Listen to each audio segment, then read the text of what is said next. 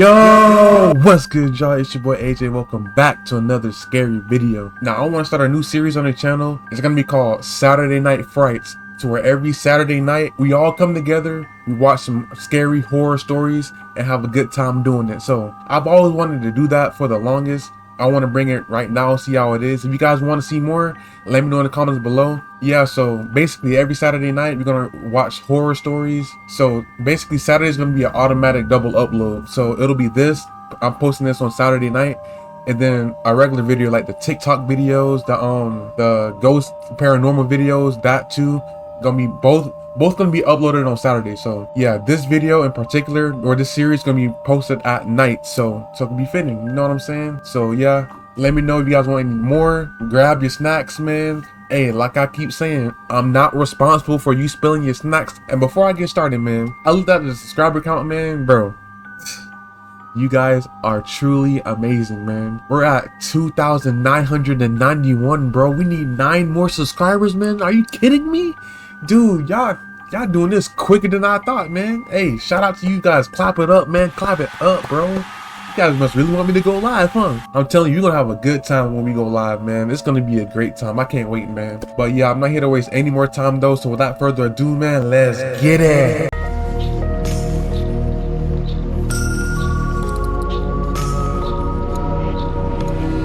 A disturbing true Snapchat story.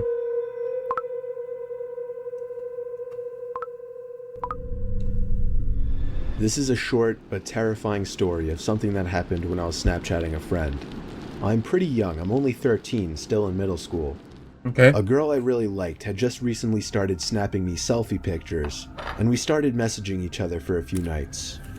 One night when I was watching TV, she sent me a snap of herself laying in her bed without a caption. I sent a message saying, "What's up?" She sent another identical picture, this time with a caption saying, "Not much, you?"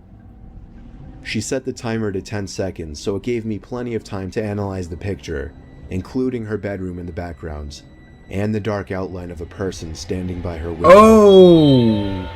Hey, you got somebody behind you. I quickly sent a response message saying, "Is that your brother by the window?" Why would he be outside the window? Another identical snap, this time captioned, "What do you mean?" In this picture, the figure at the window was closer, and I could see a hand pressed up against the glass. Oh no, bro. I closed the snap before the timer even ran out so I could tell her quicker. I said, "There's somebody at your window, turn around." She opened my snap almost immediately, and then I didn't hear from her again on the app.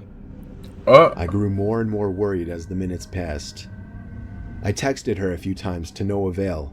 I tried calling her a few times to no avail as well. Yo, look at the rabbit. I didn't know her house phone number, or the bunny. Otherwise I would have called her parents. It wasn't until midnight when I was already laying in bed that she finally texted me back. She explained the whole situation. As soon as she looked at her window and saw the person standing there, she screamed. And that caused the person, who turned out to be a 20-something-year-old man, to open the window and jump into the room. Whoa! From there, whoa, hold on, bro. Let me get this straight. They're in middle school. What's a 20-something-year-old man doing out a window? Why is the window unlocked? Why did he open it? And then why did he jump on the bed chasing her? I got so many questions, bro.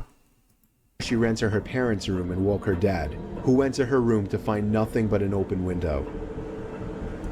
It wasn't exactly a personal story of mine, but it freaks me out nonetheless, knowing that the only thing that saved my friend from whatever could have happened was the fact that I was able to see the window through her selfies, unbeknownst to the creeper at her window. Yo, facts. Yo, shout out to that dude, man, because if he didn't notice that, then she would have been a goner. Alright, we got the bathroom stall.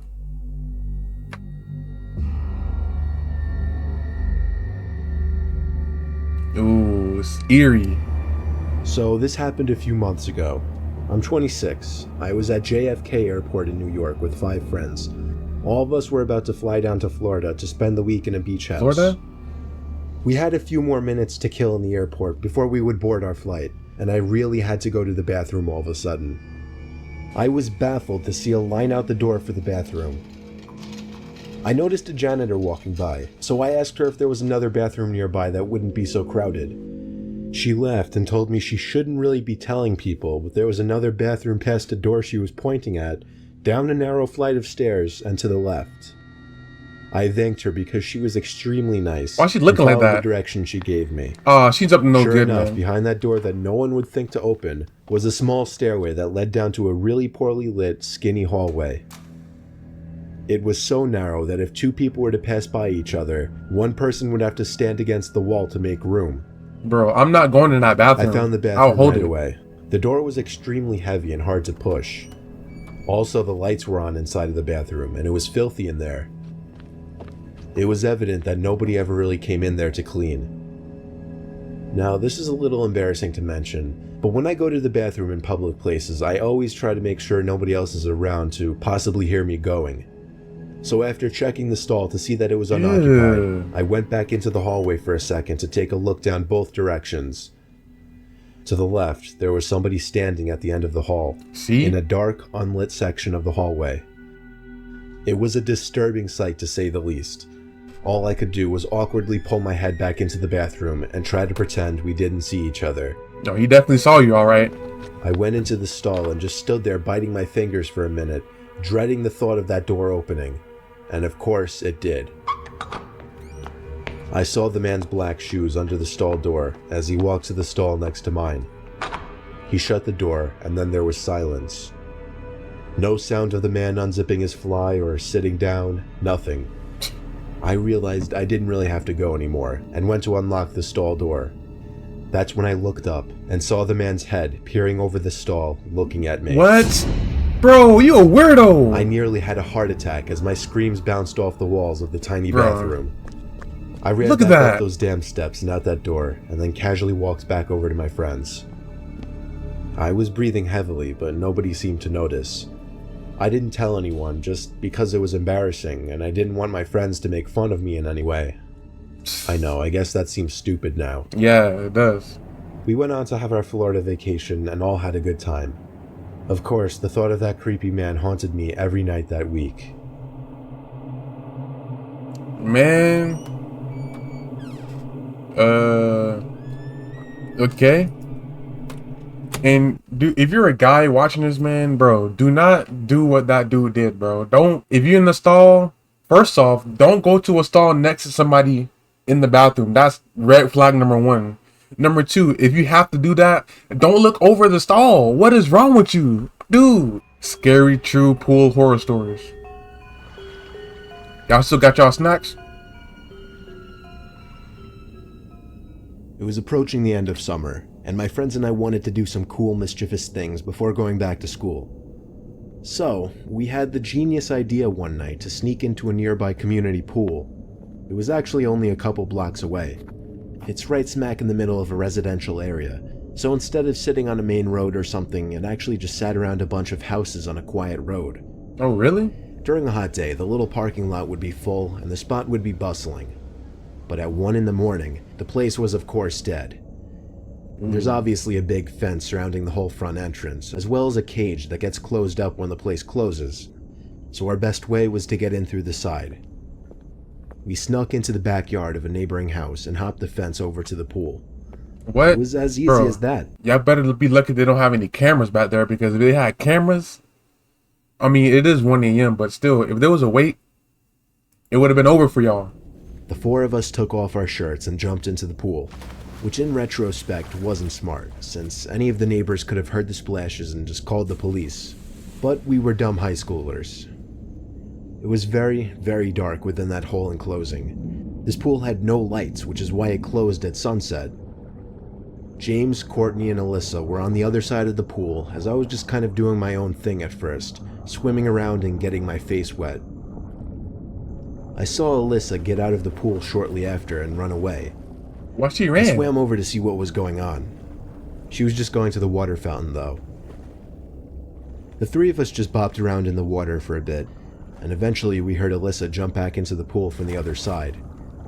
It was too dark to see much more than her black hair covering her face. That's not Alyssa. But just then, we heard Alyssa playfully call something to us as she was walking back to the pool. The three of us in the pool looked at each other. I know they were doing the same thing as me, counting heads. There were 3 of us on this side of the pool, and here came Alyssa walking over to our side. So who was that on the other side? Yeah, you need to get out, man. Alyssa got in, but the three of us were distracted, looking at the head bopping around the water across the pool. It's coming closer. James said across the pool, "Who is that?" Not even 2 seconds later, the head went underwater and disappeared from view. Ooh, the legs, We took the this legs. time to whisper to each other, mostly things like, what should we do? What if that's security? And should we run? Why would that be security? Suddenly I felt something grab my leg with force and tried pulling me down into the water. I kicked, splashed, and yelled for help. James came over to pull me out of the pool, while the girls were already running for it, screaming. What? It wasn't until I got to the stairs of the pool that the grip on my leg was released and I was free. We hopped the same fence we climbed over to get in and ran all the way back to Alyssa's house. I was convinced that whoever that was a security guard. That is, until they literally tried to pull me under the water. Nah, We man. don't know what to think. There are a few possibilities. Maybe it was just another kid messing with us, maybe it was a security guard who went way too far, or most likely, it was a dangerous person who had ill intent. It was probably that one. Cause look, ew. Look, if it was a security guard, first off, they would have been said get out of the pool. They didn't say anything. And for two, they wouldn't even hop in the water. And they wouldn't even grab you like that. You know what I'm saying? So, school lockdown horror stories 2. I wonder where number 1's at. I'm 22 years old, fresh out of college, and I recently got a job at my old high school as a sort of computer intern in the school basement. The basement of the school is very messy and disorganized, but there is a small 3-person office that's actually very Is that Knuckles? That's the you don't know the way Knuckles. nice down there. The It Ugandan has Knuckles. 3 nice big desks, 2 mini fridges, a flat screen TV mounted on the wall, and oh so satisfying air conditioning, a luxury the students and teachers cannot enjoy in the school. And of course all the school servers and other computery stuff. I got the job because 3 of my old computer teachers flat out adored me. I could actually consider them as real friends, not just teacher figures, so they all helped tremendously in landing me this job. It's been great, until something that happened a few weeks ago. My 2 co-workers that shared the office with me, Dave and Gary, weren't in the office at the time. They were upstairs working on papers or whatever. I was eating my sandwich during my lunch break when I got a phone call from one of the women in the front office telling me the school was on lockdown and that somebody, possibly armed, had entered the school. There wasn't much that I could do other than turn off the lights because, surprisingly, as nice as this little office was, it didn't have an actual door to it, just a big opening, and the door to the whole basement didn't even have a working lock. Oh For no. my own safety, I did turn off all the lights in the office and my computer screen. I kept my phone on the desk, texting both Gary and Dave, but they wouldn't respond. I sat down there in the dark, playing games on my phone for like 20 minutes, waiting for the call from up front to tell me to resume working. I had no idea what was happening. I couldn't hear what was going on upstairs from down here. But I was not allowed to make any calls until I was informed that the lockdown was over. Then, the noisy basement door opened. As the creaking echoed across the basement and into my office, I sat up from my seat, wondering if I should call out Gary or Dave. I was eager to get some info from them. Someone then came running down the stairs, and their footsteps were approaching my office. I pushed away my chair and crawled under my desk. Somebody entered the office, but did not turn on the lights. There was just silence. I can't even describe the fear I was experiencing. I felt bet. like if I made one sudden noise, I'd be a dead man. Suddenly, my phone dinged as I got a text message. I felt my entire world shrivel up and die at that one moment as I clenched my teeth in fear. Footsteps suddenly moved closer to me until I finally dove out from under the desk in capitulation, begging whoever it was not to kill me. Bro, And just if I was in this situation, man, look, let me show you exactly what I'll do. Where's the part at? If I was in this situation, you see this sucker's legs, man, I would have reached under, grabbed his legs, and made him fall. You know what I'm saying? I would have got out, and I would have got the first thing I see down there. You know what I'm saying? Like, bro, I'm not getting out begging. You know what I'm saying? He don't even know where you're at. You know where he's at. So take advantage of that. You know what I'm saying? Like, bro. Dove out from under the desk in capitulation, I will not begging do this. whoever it was not to kill me. And just then, someone grabbed my arm and pulled me up. It was some guy in a red plaid button-up, jeans, and a reddish-black cap. Who the freak are you? He told me, "It's okay, I'm just down here hiding with you." "What's going on up there?" I whispered to him. He kind of ignored my question and asked me if there's an exit down here. I told him, yeah, around that way. Before he could do anything else, I asked him, "Who are you?" What's wrong with his eye? There was a brief moment of silence. Before he started explaining he was coming in to pick up his son when a teacher told him to hide. After his explanation, I checked my phone and saw the text I received was from Dave. It said, "Dude, this is fucking crazy. Some guy with a gun shot Mr. Buckley. He's wearing a red shirt and a hat. Whatever you do, don't come upstairs."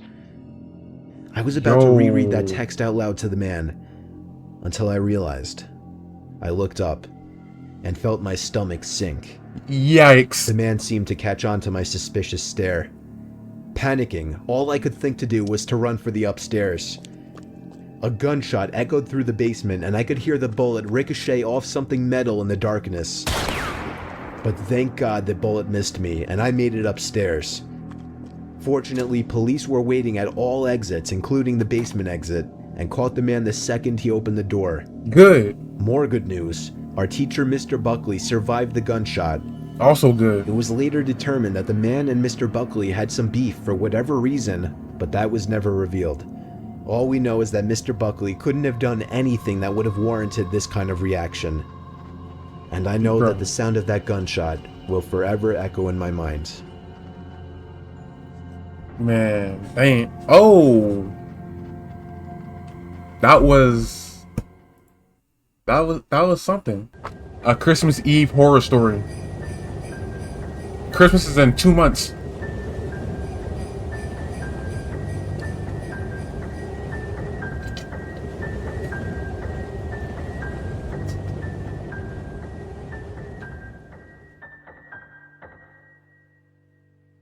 Last year on Christmas Eve, I was working late. I'm 23. I work in New York City Hey, me and too. commute home every day on the train. Since I'm one of the younger ones in the office, I got stuck with one of the worst shifts, so I wasn't able to get home until 5 o'clock. My family had already left a whole hour earlier to go to my cousin's house, so I had to drive alone. After having a quick snack before the half-hour drive, I got back in my car and put my cousin's address into my phone. Halfway through the drive, it started snowing. I got to my cousin's house around 6 o'clock. It was snowing heavily by this point, and I just made it in time to catch everyone starting dinner. I brought all of my gifts inside and cheerfully said hey to everyone. I stayed until around 11 o'clock. The rest of my family left a little sooner. I stayed an extra half hour or so just to hang out before leaving myself. By the time I was leaving, the ground had accumulated at least 2 feet of snow, and it wasn't even done snowing. The drive home was nightmarish. The roads were hardly even plowed, and I had to drive under 20 miles per hour on most roads. The roads were completely dead at this point though, most likely because everyone was smart enough to go home before the snow accumulated. Eventually I turned onto a main road that I'm sure would usually be bustling, but at 11:15 on Christmas Eve night, there wasn't a single car or a single light from a store. It was a ghost town. But then I did notice the flashing taillights of one car. It was parked on the side of the road. Don't stop. Smoke seeping out from its exhaust with the taillights giving it a red tint. Keep going, don't stop. As I got closer, I realized there was somebody next to the car waving their hand in the air. I assumed something was wrong and they needed help. So, me being the good Samaritan I am, I pulled up behind the car. When I opened my door, the guy approached me immediately, barely even giving me time to step out. See? I already messed He was an up. average-sized man, probably 5'10", 180 pounds. He spoke in a very demanding voice, asking me if I know anything about fixing an engine. I told him I didn't you know screwed, much man. about cars. The guy responded very quickly to everything I said. He told me it's fine. He went inside of his car for a second, popped open his trunk, came back out, and told me to just wait by the trunk for a second. No. I had no idea what he wanted me to do. I'm not I doing was that. really confused. He walked over to the front of his car, and I heard him open the hood. I couldn't see anything he was doing since the trunk was blocking my view, and the loud wind of the snowstorm overpowered any small noises he might have been making. I put my hand on the back of the car and leaned my body in anticipation, when suddenly I heard 3 or 4 quick and aggressive footsteps in the snow behind me before I was pushed into the trunk. See? The man Bro. tried to close the trunk on Bro. me, but I kicked my feet up in resistance. Let me know this. If you try to help somebody, right, and then they said they open the trunk and they tell him to stand by the trunk, and then he leaves, would you say yes? I know all y'all saying no, man, because bro, that's already sus. Like, dude, I'm not standing by. I'm driving away. First off, I'm not even stopping. I'm keeping it pushing. I'm not stopping. There is no way. You can deal with that yourself, man. I got somewhere to go. And held it up. I was able to overpower him and kick the trunk open Dang. completely. Step on them. As I took advantage of the few seconds I had to get out of the trunk, I took out my keys. He tried to grab me now, and I dug my house key right into his neck. Oh. He fell to his knees, and his scream echoed down the deserted street. I was in my car and halfway down the road before he could even get up from his knees. I mean, that's self-defense, though, so. A little further down, I called 911 and reported the guy. I came back in 10 minutes to find blue and red lights illuminating the windows of the deserted stores. The police held him until the ambulance arrived for him. I watched the whole thing, and nothing ever felt better in my life. I bet. I got home safely half an hour later and told my family everything. I was still very shaken that Christmas, and this remains possibly the most horrific thing I've ever experienced. Dang, I ain't gonna lie. I'll do the exact same thing that he did. Well, if I somehow do that, like stand by the trunk, which, bro, that still make no sense. I would have did the exact same thing. Like, dude, you ain't gonna kidnap me. And hold on, didn't he say 3 footsteps behind him? 3 sets of footsteps? What happened to the other 2 people? Did they just run away? What happened to them? All right, last one, we got scary field trip horror stories.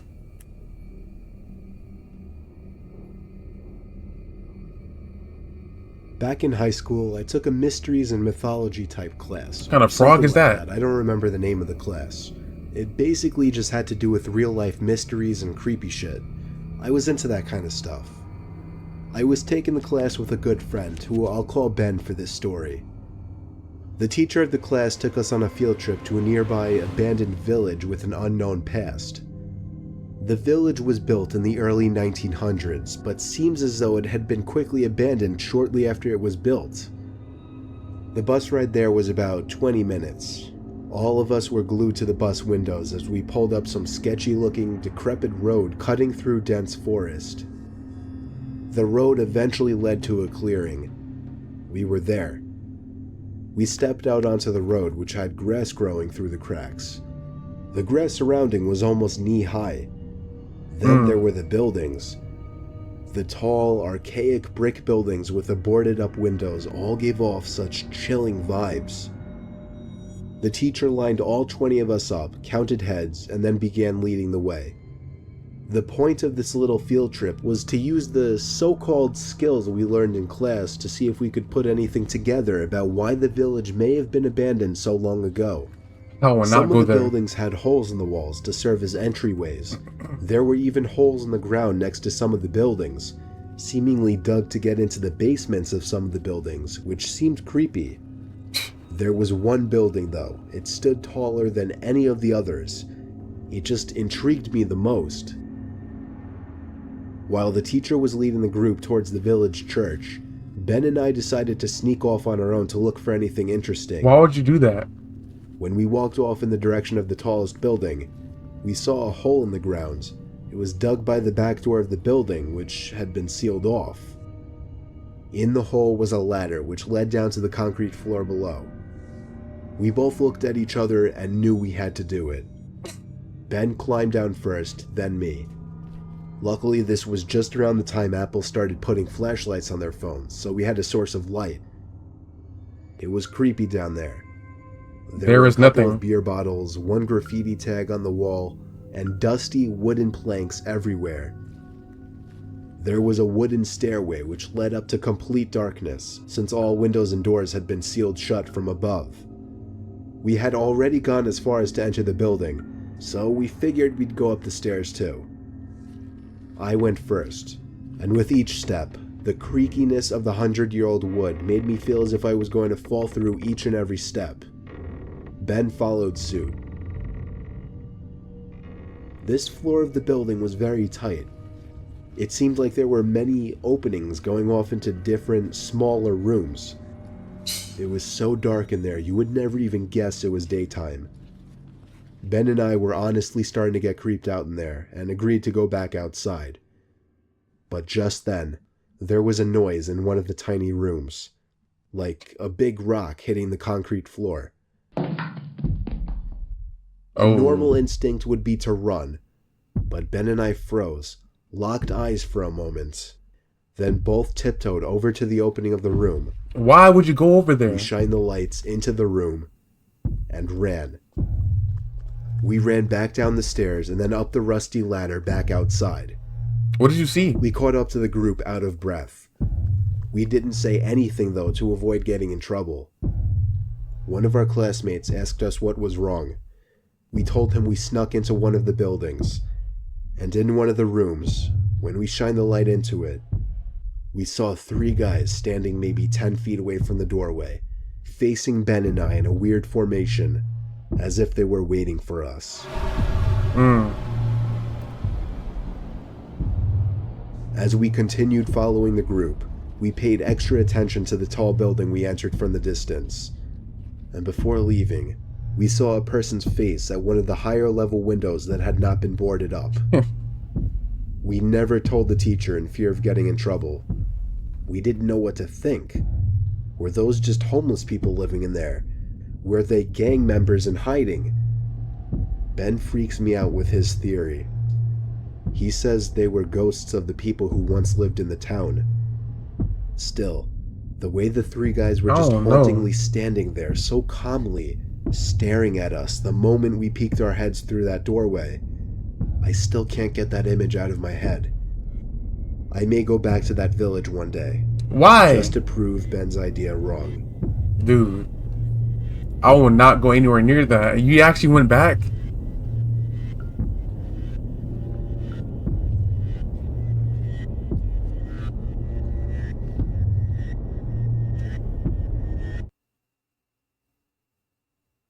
Dang. Rest in peace to bro, man. He's never seen again, man. With that being said, I'm gonna end it off right there, y'all. Hopefully you guys enjoyed this video. Please smack the like button. Subscribe to Data Join the AA. And I'll see you guys next time. Peace.